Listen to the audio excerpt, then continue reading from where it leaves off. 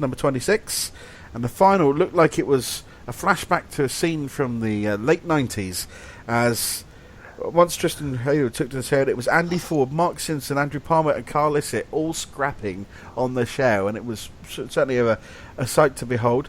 So now Chris Mitchell to catch Tristan Claydon and take over the lead, and he led until the boards came out. He was under pressure from Palmer.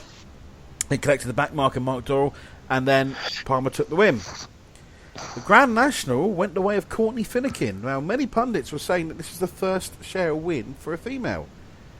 Incorrecto, is what I say, because it was Zoe Bagley-Skaman who won the first race on Shell back in the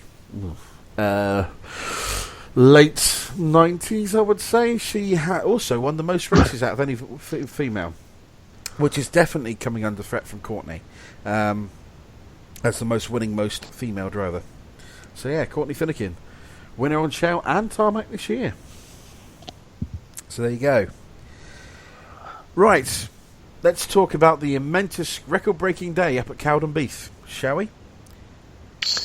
Really? Really? Really infused there, Stuart. You sound like yeah. it was that riveting. Slow burner there. Okay, slow burner. Well, we have to say again, 2-2 for Holly. Whites and yellows win again.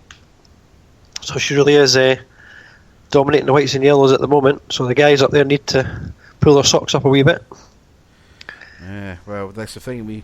This is the great thing now. We have got a real good plethora of female drivers now. We've got Faye Smith, Holly Glenn, Courtney Finnegan. We've got Emma Mellis, Josie Dorr. Who else we've got? Loads of them now. Many more than because that. And we'll also get onto ladies in a moment. It's something that's coming up in the preview after we go on to Ireland. But it was a momentous day, wasn't it? It was indeed, because on top of Gordon lifting 2 heats and the final, I'm sure you can pick this one up, Jonny, it was his 400th final. Oh no. Fifth international. It was a momentous day. Yep. It was indeed. So there we go. Right, so this is the 400 final wins for Gordon Mooney. Now, I spoke to him 2 years ago after his 350th, and we talked about 400 then. Okay, so when are you going to do 400 then? That's the next milestone, 400. You just got to think you do what, 25 final wins a year? So I'll probably be 2016 we'll book you in for the meeting. It's it's nice to get these big numbers, but that's not what it's all about, because if I was to go on and set any records, Joe Bloggs will come along in 20 years and beat it, but I'd like to think that I could go and shake the man's hand if he comes and beats any of mine. So there you go, 400 metres, he'd like to shake the man's hand who beats his record. He's still got a fair way to go. Folks, he's got another 63 final wins before he breaks Bill Batten's record of 462. Now, bear in mind, Speak is third on the list. He has 355, I think, which, considering he's had best part of 10 years off, it's not too bad. But like I say, when you consider Batten had the opportunity near enough to race 5 days a week. You had St Austell, you had Newton Abbot, you had sometimes a midweek one at Weymouth or Poole, and then you had the weekend meetings, obviously at Hartlepool, places like that. You go on a Gallivant, and away we went. So 462 is a great number. I mean, yes, it's not as much as like Frankie Wayman's 500 or whatever, but certainly in a national formula with big name drivers, 400 finals is a hell of an achievement. Now, many people are poo-pooing it because they say, well, he's the man around Cowden Beef. He'll win 20 out of the 28 finals there. And I would like to see the breakdown, actually, of how many finals he's won at each track. Dave Hamer. One for Dave Hamer. We're going to have to get a Dave Hamer alarm, aren't we? He will tell us exactly what needs to be told on that front. I think it is a case that Cowden Beef is the majority. Then I'd probably say Barford and Skeggy after that. Then I would probably say well, it'd probably be someone like Taunton after that, and perhaps even Birmingham and that and the rest of it. I don't think he ever won a final at St Column, which is... no, he did. He won the last ever St Column final. There you go. I completely forgot that. And, of course, the breakdown, it's a geographical breakdown as well, so we'll have a look at that. It'd be nice to see that one. If we have got the information, it'll be one thrown and loaded, I think, if the next episode. If you're listening, Mr. Rosevear, that's what we want in the next episode. Breakdown of Gordon's 400. Little pie chart. Spot on. Right. So, yes, he took the phone. And who took the national? Let me guess. It wasn't. It wasn't, was it, Mr. It wasn't Mr. No. Burgoyne. It was No. It was Dan Scrivener, wasn't it? Yeah, who took a second in Heat 2 and a second in the final as well. So another guy that's back on the pace. Great to see these guys coming up, of course. You know, for too long they never get in the top 10, or they always scored in the bottom end of the points chart. So good to see these guys develop the cars and getting the results. And of course, he is Mr. Raffle winner, isn't he? He won the Poly Sport car, didn't he? Yeah. And has he gone out on the shells since? He had a go at Kingston, didn't he? Yeah, I think so. Don't think he's done too much though. He's currently over in Nathan's native land just now. Indeed, he is the one that was on the ferry. I saw pictures of earlier today. Yep. So yes, he is definitely heading over to that, and he could be. I was even about John Palmer. There you go, 236. Mm-hmm. British Championship always has a rare front row. That's all I'm going to say to you. It's always a bit random. Last year it was Paul Butcher and Shane Hector, I think, to remember, as the front row. Both running off yellow. And I think, I can't remember who else was there, because obviously James Riggle and the rest of it, and all the other main contenders had to scrabble at the back. I remember George, literally, they changed the amount of qualifiers from 30 to 36 very much at the last minute, because... there was a case that, you know, the defending champion wasn't even... Well, he wasn't there, because obviously Gordon was banned at the time. But, yeah, certainly is a case on that one. We'll have a look and see who's coming and who's not in the moment with the British. Finally, let's talk another championship, which is the National Championship now. If you haven't seen this trophy, and I'm pretty sure, Nathan, you've seen it, because it's been over your neck of the woods, hasn't it? The Miniature Stock Cup? Yeah, I've seen that there before. A couple of years ago, whenever I first started around the racing, sort of over there. Quite a nice wee trophy. Yeah. It was structured at a cost of around about £500 back in 1995. They reckon it's worth about $2,500. If you take it to cash converters... I did say to Craig Wallace back in the day, last year when I interviewed him post that one down at Taunton the day after, I said that apparently one of the wheels had fallen off it. And he said, like, it's got the little, wheels on it. Apparently one of the wheels had fallen off it. And I asked it whether it was Burgoyne or Adcroft that did it, or himself. He said, no comment was the answer to that one. So it wasn't Greg, but he didn't know who made it, but certainly it has been in for repair, so we say that one there. And the wheel on that trophy is probably worth more than a wheel for Formula 2. It probably is. It's not made out of sterling silver, though. I don't think the wheels are. I think they are rubber.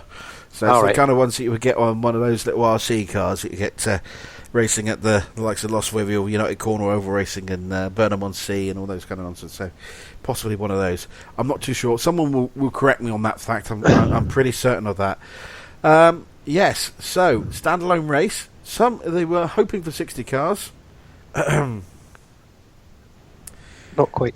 Not quite. Okay. Oh, Jim Brewer's been on. Jim Brewer, clerk of the course at Taunton and at St Day. He said, ask Steve about his winner's speech at Taunton. You'd thought he won the world final.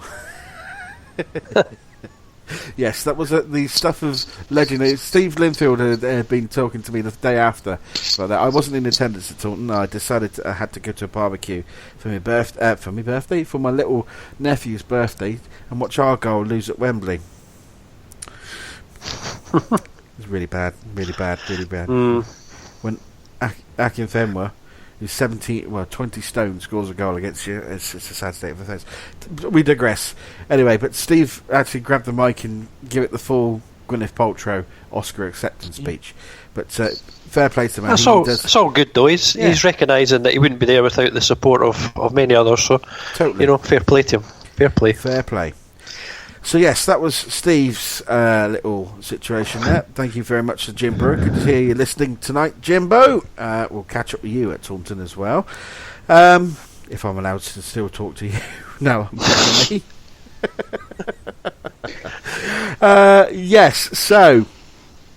Yes, going back to the National Championship, it was, like I say, a random stick your hand in the bag and see where you come. And the pole man for this one was Matt Stoneman. He drew pole, and outside of him was, I believe, one of the locals.